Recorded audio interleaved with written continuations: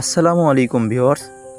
স্মার্টফোনে কিভাবে কি করলে ব্যাটারি ব্যাকআপ ভালো পাওয়া যাবে এই বিষয়ে আজকে বিস্তারিত 5টি টিপস আপনাদের কাছে শেয়ার করব।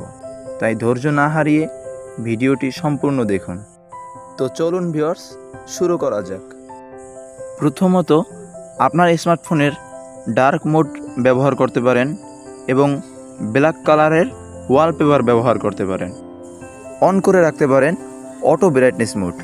এতে করে আপনি যখন লো লাইটে যাবেন তখন ব্রাইটনেস কমে যাবে, আবার হাইলাইটে যাবেন তখন ব্রাইটনেস বেড়ে যাবে। অফ করে রাখবেন ব্লুটুথ, ডাটা এবং ওয়াইফাই।